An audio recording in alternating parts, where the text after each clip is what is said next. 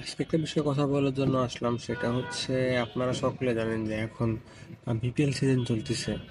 আর BPL এর last বেশ কয়েকটা দিন থেকে রাজশাহী কিনা খুবই ভালো কন্ট্রোভার্সি হইতেছে। সেটার কারণ হচ্ছে রাজশাহী প্লেয়ারদের ঠিকমতো পেমেন্ট না দেওয়ার কারণে।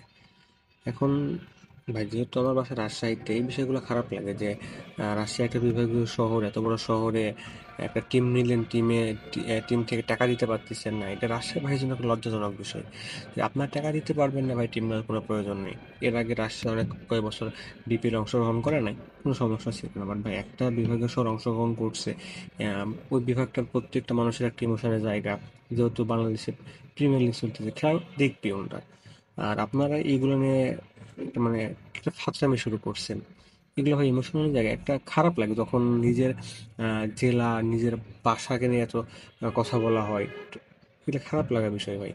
ভাই, আপনারা বিজনেস করবেন করেন, এটা সমস্যা নেই, বাট প্লেয়ারদের কেন টাকা দিবেন না? এর আগে নিউজে দেখলাম যে মোনালের ওয়াইফের হাতে বল লাগার কারণে প্লেয়ারদের টাকা দেওয়া হয় নাই।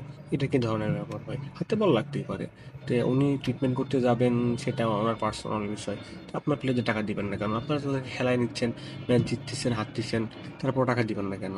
টাকা তো আপনার দিতেই হবে। এইগুলো নিয়ে এরকম ছেঁচড়ামি করার তো কোনো মানে হয় না। আর গত ম্যাচ রাজশাহী দেখলাম জিতছে।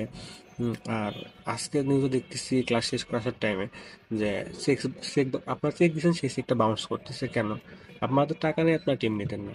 আপনার চেক দেওয়ার পরে এগুলো নাটকীয়তা কি জন্য ভাই?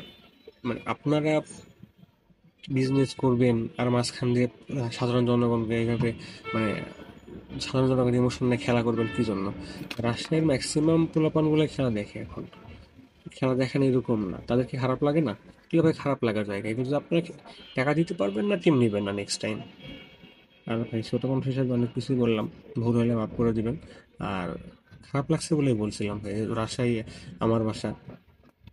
সো এটুকুই, আল্লাহ হাফেজ।